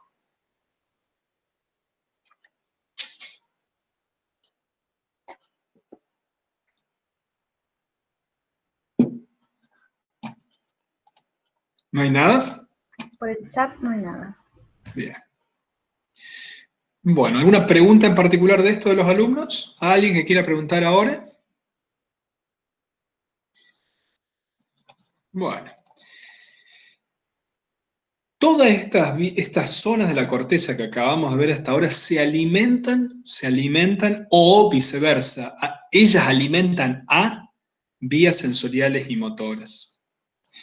La que estamos viendo es la vía que trae información, desde los miembros inferiores, de tacto discriminatorio, de cuando dos sensaciones están, o son la misma sensación o son sensaciones diferentes. Están en diferentes partes del cuerpo o están en la misma. De presión y también de la posición de los miembros en el espacio, información propioceptiva. Es generalmente lo que se llama la información sensorial de mejor calidad. Pues bien, todo eso viaja por el fascículo o tracto grácil, en lo que corresponde a los miembros inferiores, y por el fascículo o tracto cuñado o cuneiforme, en lo que refiere a los miembros superiores. Obviamente, el primero que empieza a formar ese tracto es el grácil, porque es el que viene de más abajo. Recién después se va a sumar el tracto cuñado trayendo información de los miembros superiores. Y todas esas neuronas son neuronas unipolares que tienen un cuellito, que están en el ganglio, ¿no? También en el ganglio del nervio espinal, y sacan un bracito que se mete en el músculo, en la piel, donde sea que toman información. Ese bracito se manda, llega hasta el ganglio, y ahí el otro bracito se mete en la parte más posterior de la médula, en la zona más dorsal. Recuerden que ahí donde estoy poniendo el mouse ahora están el fascículo grácil y el fascículo cuñado. ¿Por qué están ahí? Porque los haces de sustancia blanca que lo forman entran por ahí, o sea, no es por otra cosa. Y van subiendo, se juntan, de hecho, o mejor dicho, no se juntan, están muy cerca unos del otro, y toda esa neurona está buscando su núcleo. Es decir, va a hacer sinapsis con un núcleo que la está como esperando, como un sistema de posta. Le dice, tráeme la información, a ver si me están tocando, me duele, cómo tengo las pies, Ese núcleo que está esperando recibir esa información está en el bulbo raquídeo.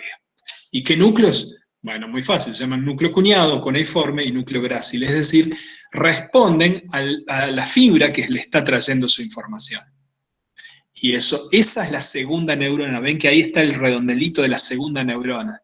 La segunda neurona es aquella de la vía, ¿no? Es aquella que conforma los núcleos grácil y cuneiforme. El axón de los núcleos grácil y cuneiforme se va a mover desde donde está, del bulbo, cruza la línea media, decusa, esas son las fibras arcuatas internas, las fibras que decusan desde los núcleos grácil y cuneiforme. Y ahí sí, se juntan y arman algo, arman un bodoque de axones. Bueno, esto queda grabado, en mi definición del lemnisco medial como bodoque de axones, que va a subir por el lado contralateral, como el lemnisco medial de la protuberancia y del mesencéfalo, y va a llegar hasta el núcleo ventral posterior del tálamo. Y de ahí va a ir, ¿a dónde va a ir? ¿Al occipital? No, al frontal no. ¿Por qué? Porque es información sensorial. Va a ir ya como tercer neurona, o sea, el axón de las fibras arcuatas, que ya no se llaman más fibras arcuatas, es un lemnisco, una especie de bastón sensorial, va a buscar a su tercer neurona, que está en el tálamo, y del tálamo, ¿qué va a buscar? Pues bien, va a buscar la zona que le corresponda de la corteza somatosensorial primaria o corteza parietal ascendente, que ya vimos dónde está. Está justo por detrás de Rolando, justo por delante del surco postcentral. Ahí la tenemos. Me gustaría parar un segundo y, por favor, aquel que no tuvo dudas, aunque sea que le parezca muy tonta, porque no hay dudas tontas, menos para este tema tan complejo, es un buen momento para hacerlo. Todos los conceptos, si no entendieron los conceptos núcleo cuñado, núcleo cuneiforme, tracto grácil, tracto cuneiforme, decusación de los lemniscos, primera, segunda, tercera neurona, todo esto, fibras arcuatas. Si hay algo de esto que no entendieron, me lo dicen ahora, si no pasamos a la vía córtico-espinal descendente. Ricardo, acá Paula pregunta si podés repetir las paradas de la vía. Sí, claro. La primera neurona viene desde la piel, va. Tiene en realidad el cuerpo neuronal al medio. ¿Por qué lo tiene al medio? Porque de nuevo es una neurona unipolar, que mete una manito, en este caso por ejemplo en la piel, y la otra manito se mete en la médula y de ahí sigue. Esa neurona unipolar hace contacto ¿con qué? Con la segunda neurona, que es la neurona del núcleo cuñado, para la vía cuñada, y del núcleo grácil para la vía del tracto grácil. Ahí esas neuronas van a mandar, son las que forman las fibras arcuatas que decusan y hacen contacto con la tercera que está en el tálamo. Y esa es la que finalmente llega hasta la corteza somatosensorial.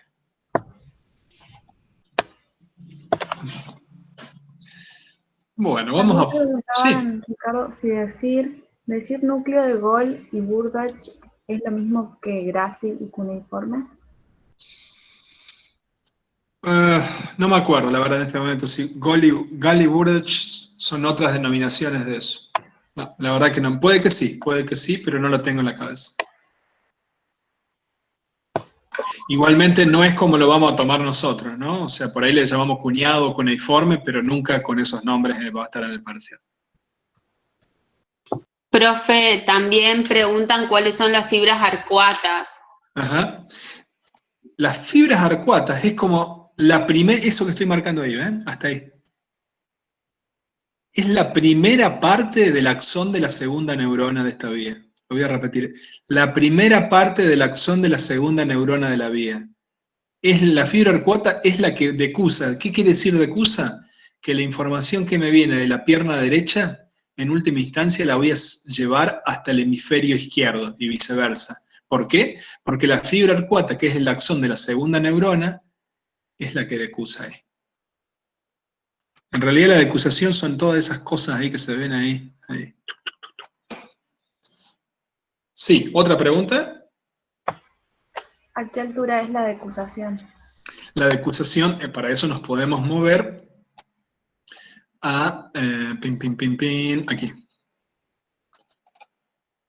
Recuerden que el bulbo raquídeo, que es esto que vemos ahí, podemos hacer cientos de cortes, pero tradicionalmente un corte se hace justo antes de la conexión con la médula, otro se hace justo un poquitito arriba y el otro mucho más arriba, a la altura de las olivas. El primero que acabo de nombrar es el corte de la decusación de las pirámides. El que se hace un poquitito más por encima es el corte de la decusación de los lemniscos, que es el que preguntó la compañera. Y el último que se hace a nivel de las olivas es el corte de las olivas, que es el que vimos antes, ¿se acuerdan? Que se ve el lemnisco todo ya armado. Y para ver eso, déjenme ver dónde lo veíamos. Acá.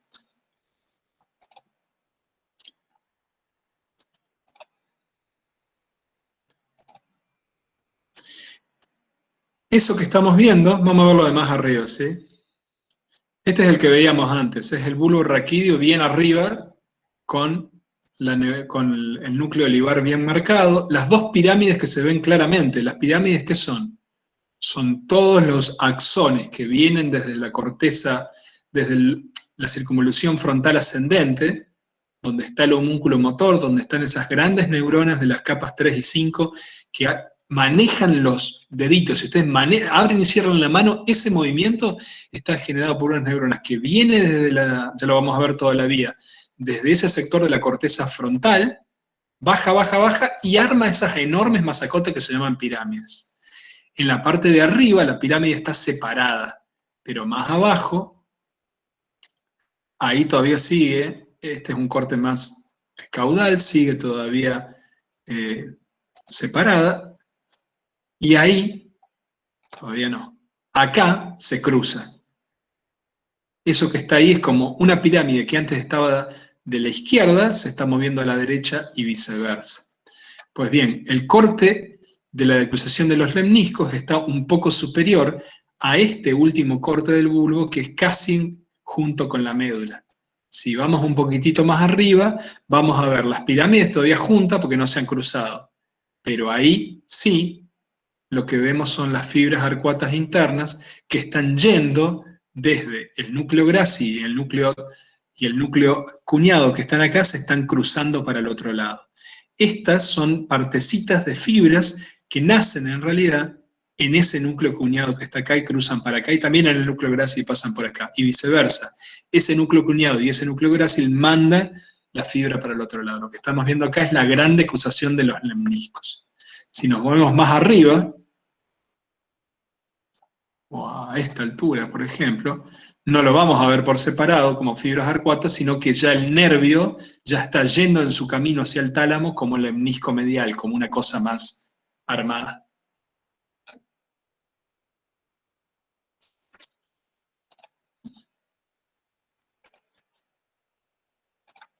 ¿Comentarios, preguntas?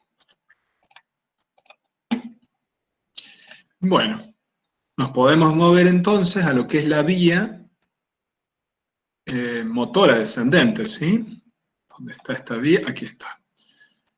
El tracto córtico-espinal, que es el otro gran tracto, nace, fíjate que para describirlo yo no me voy a empezar a hablar de la piel, al contrario, voy a empezar a hablar de lo que sucede a nivel de la... Ricardo, ¿podrías volver a la anterior? Porque hay muchas dudas, si no quedó claro de qué usan en los lemniscos, en las pirámides, las arcuatas pasan a llamarse lemniscos. Hay como bastantes dudas ahí. Bueno, lo vamos a ver ahora. Vamos, si querés te voy nombrando por una y vamos... Sí, por favor, por favor. Las fibras arcuatas, ¿son las que hacen la decusación entonces? Sí, esa está... La decusación sensorial. Hay una decusación sensorial y hay una decusación motora.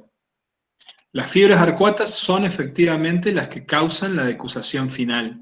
¿Sí? Y lo vamos a ver, antes de verlo acá, lo vamos a ver en lo de las vías, ¿sí? Acá.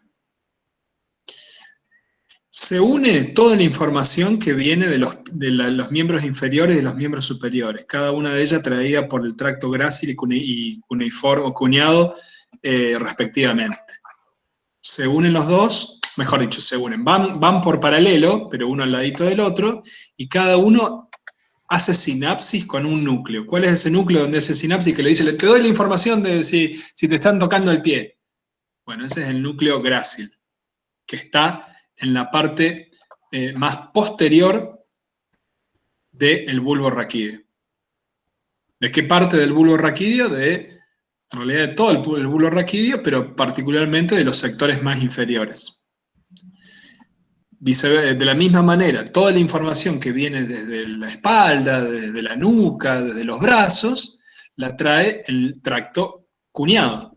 ¿Y a quién le pasa la posta? Al núcleo cuñado. Ahí hay un montón de neuronas que están esperando la información. Esa información tiene que llegar a la corteza, entonces tiene que seguir por un axón. El axón de las neuronas que están en el núcleo grácil y el núcleo cuñado son esas líneas azules que están viendo ahí. Y esas líneas azules son las fibras arcuatas. ¿Y qué hacen las fibras arcuatas? Si todo lo que estaba en la parte izquierda va a pasar a la parte derecha y viceversa. Es decir, la información sensorial decusa o pasa de hemisferio a partir de la primera parte de los axones que salen del núcleo grácil y del núcleo cuneado, o lo que es lo mismo, a partir de los axones de la segunda neurona de esta vía. La primera es toda esta, la segunda neurona es toda esta.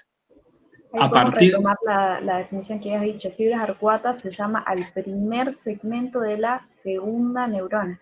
De la segunda neurona de la vía sensorial, ¿sí? Y a partir de ahí ya sube todas juntas, y como ya están todas apelotonadas, se les llama lemnisco medial, bastón medial. Y hasta dónde llegan, hasta el tálamo. ¿Sí? Se llaman lemnisco medial, y la decusación si preguntan en dónde decusan, responder lemniscos o pirámides. Ninguna de las dos. Decusan a nivel del bulbo. Ahí está. O también se le llama decusación de los lemniscos, es la gran decusación sensitiva, ¿sí? ¿Bien? Pero digamos, lo que uno tiene que entender, si se lo vas a aprender de memoria, está medio frito, porque te olvidas la palabra y chao, en realidad hay una decusación sensorial. ¿Qué significa eso? Que si me toco la pierna derecha, esa sensación de golpeteo de la pierna derecha la estoy sintiendo en la corteza izquierda, la estoy sintiendo, esta información está llegando a la corteza izquierda. ¿Por qué? Porque en un momento pasa de una parte del cuerpo a la otra. ¿A dónde lo hace? A partir de la decusación de los lemniscos. ¿Dónde está eso? En el bulbo raquídeo, en un lugar que se llama decusación de los lemniscos. ¿Quién lo produce? La primera parte de la segunda neurona recibe esa información que viene de la pierna y dice, me voy a mover al otro lado. Y esa primera parte del axón se le llama fibra arcuata, del axón que decusa para el otro lado. La pirámide es otra cosa. Las pirámides, todo lo que es pirámide piramidal tiene que ver con la fibra córtico-espinal, con las vías córtico-espinales que llevan información motora a los músculos. No tiene nada que ver. Lo único que tiene que ver es que está muy cerca. La decusación piramidal, es decir, la decusación de las pirámides, cuando yo pienso, voy a mover el brazo izquierdo y lo muevo, ese pensamiento empezó en la corteza motora derecha. ¿Dónde cruzó la izquierda? A partir de algo que se llama decusación de las pirámides, que está muy, muy cerquita, pero un poco más abajo, también en el bulbo, casi llegando a la médula. ¿Qué tal ahora? ¿Estuvo mejor? Clarísimo la diferencia. ¿Cómo? Sí, acá dicen que sí. Ahí fíjense esto, ¿no? Si yo, miren dónde, acá decusa, fíjense dónde está, decusación de las pirámides, está ahí, ¿no? Si yo cambio la animación y pongo la que vimos recién, qué lástima que demoró tanto. No, puse cualquiera, perdón, vamos de nuevo. Esa es la decusación de las pirámides ahí. Si pongo la que pusimos antes, está un poco más arriba la rodaja de bulbo. Mírenla, ahí está la rodaja de bulbo donde se da la decusación de los lemniscos. Cuando pongo está más abajo. ¿Queda claro eso? Miren. ¡Puc! Oh, me equivoco de nuevo. Oh, perdón. Ahí está la decusación de los lemniscos. La córtico-espinal está más abajo. ¿Por qué está más abajo? Porque el lugar donde cruza la información motora está un poquitito más abajo. De hecho, está casi al lado de la médula. Y eso se ve de una manera un poco más complicada, pero aún así bastante interesante, acá.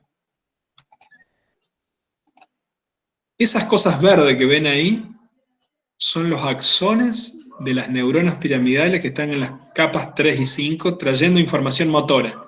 Esta viene de la derecha y vamos a ver la pierna izquierda. Esta viene de la corteza izquierda y vamos a ver la pierna derecha. ¿Cómo hace para llegar a la pierna derecha? Va a haber un momento en que esto se cruza para el otro lado. Si nos bajamos un poco, cada vez que cliqueo para abajo, bajo un poco, ahí todavía sigue cada uno en su lugar. Si bajo un poco, cada uno todavía en su lugar. Acá ya estoy en médula. Justo antes de la médula hay un cruce. Esto que está acá, en realidad era eso que venía de la izquierda y se está cruzando para la derecha. Y por abajo, acá no se ve porque esto, bueno, es en 3 dimensiones, pero por abajo, la que venía de la derecha se está cruzando para la izquierda. Esa es la decruzación de las pirámides que se da casi a nivel medular, es bulbo medular, está justo por encima de que el bulbo se convierta en médula. Si eso lo vemos ya no en esta visión de rodajas de chorizo que uno le va haciendo a la médula, sino que lo ve en esta especie de esquemita que vemos ahí, viene la información, vamos desde acá adelante, viene la información desde la corteza, baja, baja, baja ¿por dónde? Por la cápsula interna. ¿Qué es la cápsula interna? Es toda esa franja de sustancia blanca que hay entre la corteza y los ganglios de la base. Baja, baja, baja por ahí, baja por los pedúnculos cerebrales. Eso que ven ahí es el pedúnculo cerebral del mesencéfalo. Y luego arma unos bodoques, unos redondeles de axones, muy, muy distintivos, que se ven muy bien a nivel de la protuberancia, ya lo vamos a ver. ¿Y cómo hace para pasar al otro lado? Bueno, justo antes de llegar a la médula, salta para el otro lado, pasa para el otro lado del cerebro. Esa es la decruzación de las pirámides. Finalmente, todo esto es una sola neurona, es el axón de una sola neurona que está dentro de nuestra cabezota. Y llega, por ejemplo, hasta el medio. Bueno, hasta ahí, si se ponen el dedo justo arriba de la cola, ahí donde hay como una especie de caracú, ahí un hueso que sale para afuera, ahí adentro, en el nervio, hay un pedazo de axón que llegó desde nuestro cerebro. Ahí se conecta, hay una segunda neurona muy chiquitita que ahí no está dibujada, se conecta con la motoneurona del asta ventral y eso se mete en el músculo y hace que accione. Neurona 1, la interneurona es la 2 y la motoneurona es la 3. Decusación se da justo antes de la médula a nivel vulvar. Vamos con lo mismo. Dudas, consultas que no hayan entendido, este es el momento. Pasando para otra estructura, preguntan entonces por las olivas, ¿qué vías pasarían? Por la vía, por ejemplo, por la oliva pasa, por ejemplo, la vía olivo-cerebelosa, es otra conexión de tipo motor, pero forma parte de todo lo que es el sistema extrapiramidal.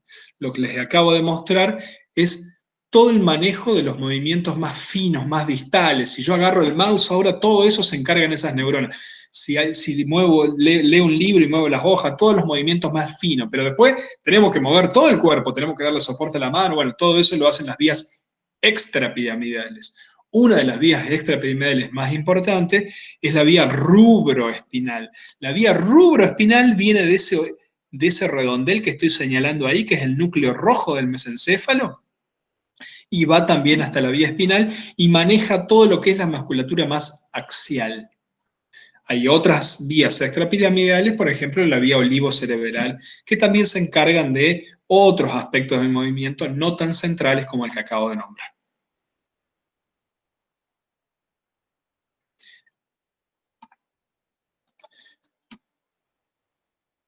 ¿Qué otra pregunta teníamos ahí? El núcleo rojo, fíjense, ahí lo estamos viendo, esa es una vista casi llegando a los tálamos. Ahí lo vemos, el pulvinar del tálamo. Esos son casi los grandes huevos a los cuales se montan todos los troncos cerebrales. El tercer ventrículo está formado por la unión de los dos tálamos. Y ahí, justo abajo, en el mesencéfalo, tenemos el núcleo rojo. Ese núcleo rojo también va a generar una vía descendente, pero no es piramidal, es extrapiramidal, va por separado de esta vía que nombré previamente. La vía piramidal en este lugar pasa a nivel de estos pedúnculos cerebrales, que son en realidad estas dos vigas que sostienen los tálamos que estamos viendo. Eso que estamos viendo aquí, así, miren eso que estoy marcando ahí. Cuando lo veo a nivel de acá,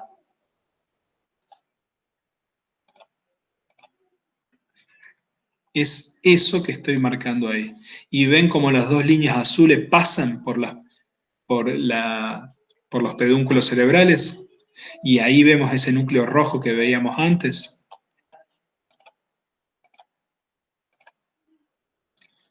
Ahí vemos el núcleo rojo, ahí vemos el pedúnculo cerebral. Por ahí viene bajando la misma vía que forma luego esas pirámides que ven ahí.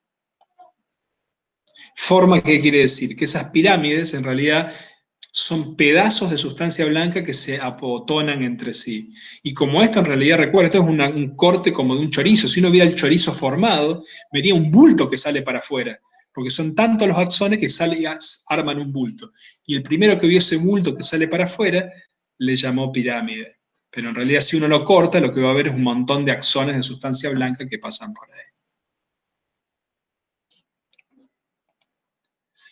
Bueno, gente, ¿qué les pareció la clase? ¿Alguna duda final antes de que cerremos?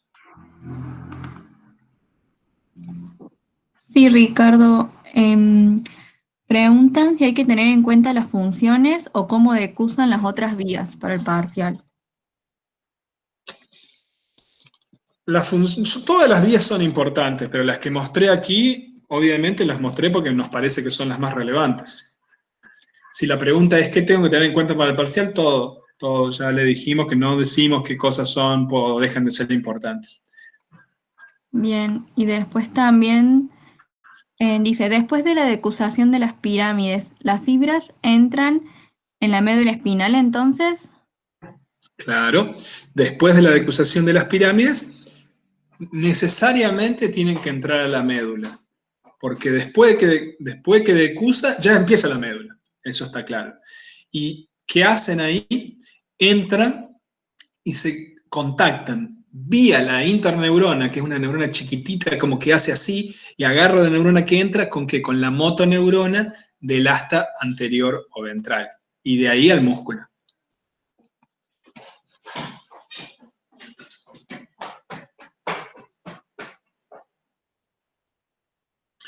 Bueno, si no hay más preguntas, les voy a recordar los últimos detalles. Entren bien en su horario, entren bien en su horario si quieren utilizar los 50 minutos del día del parcial. Si les dice a las 11, si es a las 12, si es a las 17, si es a las 18, fíjense bien el horario que tienen, entran ahí. No van a poder entrar antes y no van a poder entrar después de la hora, pasada una hora de que le dijeron que entren. Y a su vez, si entran a las 11:50 se va a terminar. Si entran a las 11:10, a las 18 se va a terminar. Si entran a las 11:30 y a las 12 es el horario de cierre, a las 12 se va a terminar, ¿no? Pero bueno, hay varios horarios, hay 6 horarios, fíjense todo eso. Tendrían que estar tranquilos y tranquilas para hacerlo, no tendrían que haber ningún tipo de problema particular.